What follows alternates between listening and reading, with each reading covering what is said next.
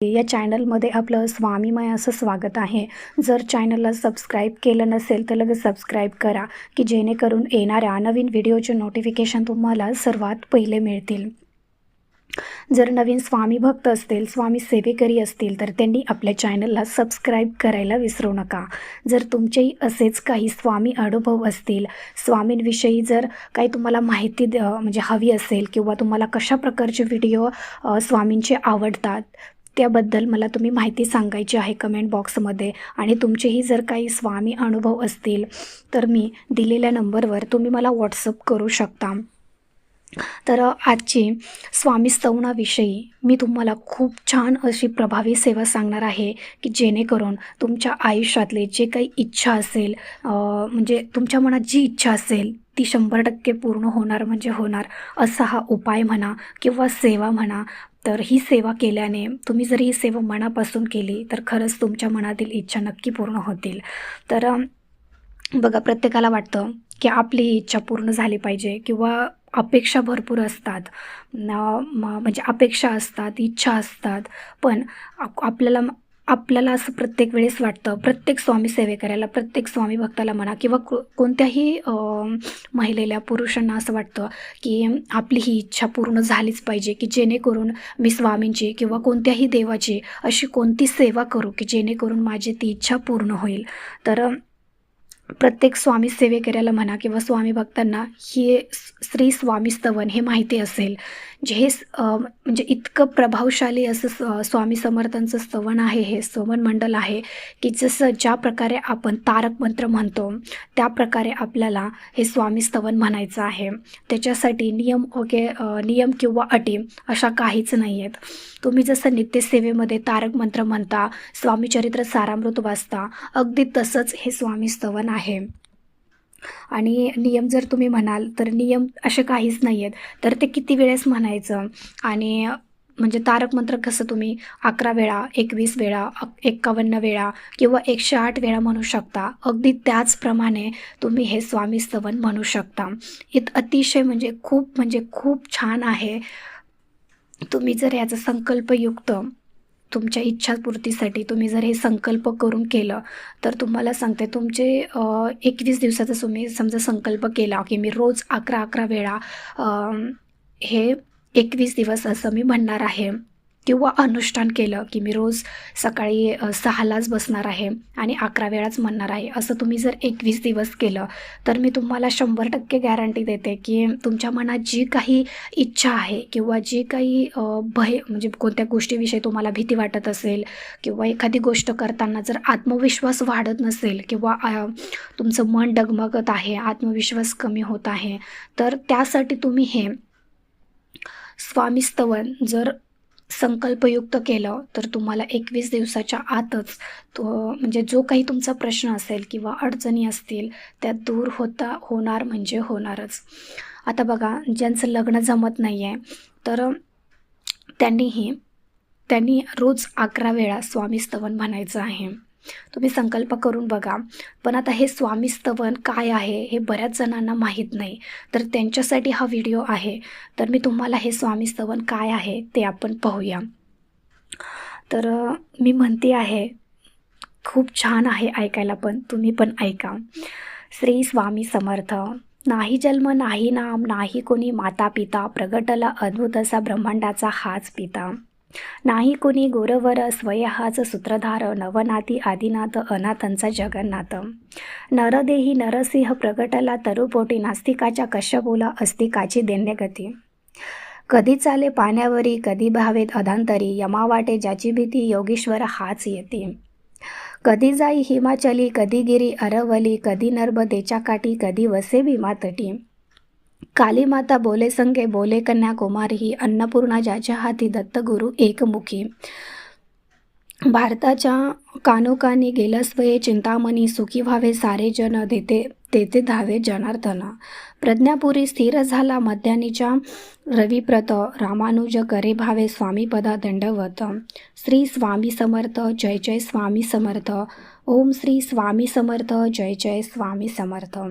अतिशय फक्त आणि फक्त 8 कडव्यांचं आहे हे, आणि 8 ओव्यांचं आहे. तुम्ही हे स्तवन जर संकल्प करून जर म्हणलात तर फक्त तुम्हाला बघा खूप कमी वेळामध्ये हे वाचून पण होतं आणि एका पॉईंटला असं होतं की तो पाठांतर पण होऊन जातं. तुम्हाला माहिती आहे तुम्ही तारक मंत्र कसं म्हणता अगदी सेम तसंच आहे, पण तारक मंत्र तरी 6 म्हणजे मोठा आहे थोडासा, पण त्याच्याही पेक्षा फक्त आणि फक्त एक 6 ओव्यांचा आहे. खूप म्हणजे खूप छान आणि सुंदर असं आहे. तुम्ही जर हे म्हणायला लागलात तर खूप म्हणजे तुम्हाला एक आवड निर्माण होऊन जाते.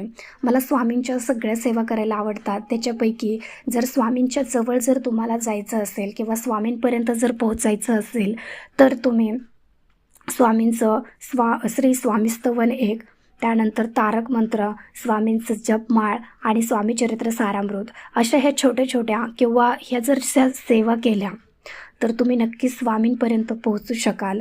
कारण स्वामींपर्यंत जर पोहोचायचं असेल तर ह्या सेवा तुम्हाला करणं खूप गरजेचं आहे. कारण साक्षात आपण म्हणजे जेव्हा तुम्ही ह्या सेवा करत असता तेव्हा साक्षात स्वामी महाराज तुमच्या समोर असतात. हे सेवा तुम्ही जी करता ते ऐकत असतात, पाहत असतात. त्याच्यामुळे तुम्ही जी मनापासून सेवा करता ना ती खरंच म्हणजे ती नक्कीच स्वामींपर्यंत पोहोचत असते आणि तुमच्या मनात जी काही इच्छा आहे ती पूर्ण होते म्हणजे होतेच. तर कोणाला मला बऱ्याच कमेंट्स आल्या की ताई मुलं बाळ होत नाही आहे तर त्याच्यासाठी काय सेवा आहे.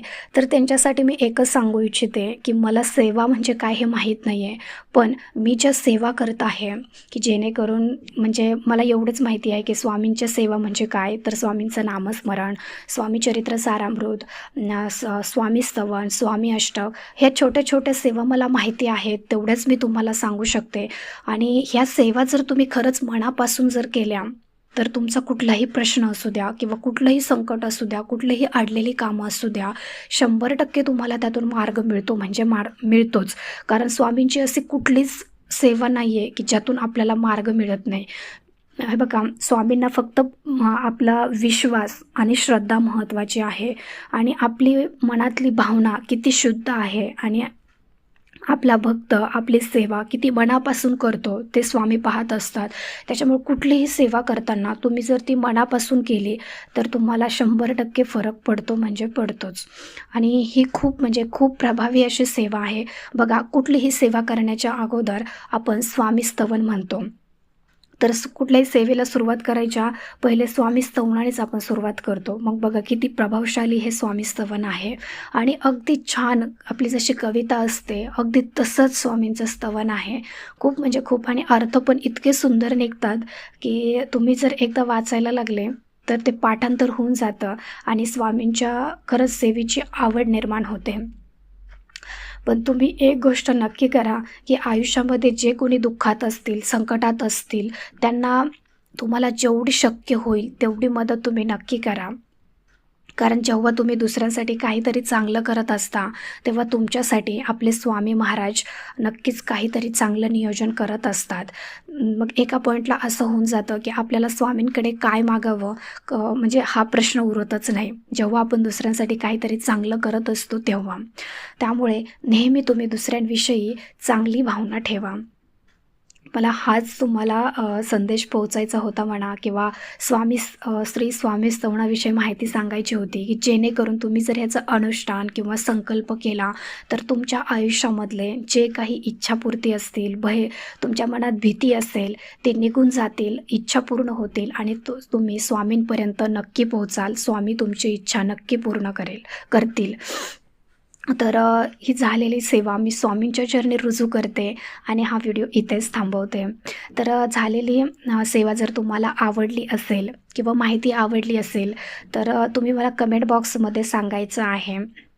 आणि जर तुम्हाला अशा प्रकारचे व्हिडिओ जर आवडत असतील किंवा स्वामींची कोणकोणती तुम्हाला स्वामींविषयी कोणकोणती माहिती तुम्हाला बघायला आवडेल, ऐकायला आवडेल, त्याविषयी तुम्ही जर मला कमेंट बॉक्समध्ये सांगितलं तर मला व्हिडिओ बनवायला खूप सोपं पडेल. आणि जर आवडला असेल तर लाईक, शेअर आणि सबस्क्राईब करायला विसरू नका. भेटूया अशाच एका नवीन व्हिडिओसोबत, नवीन सेवेसोबत. तोपर्यंत सर्वांना श्री स्वामी समर्थ.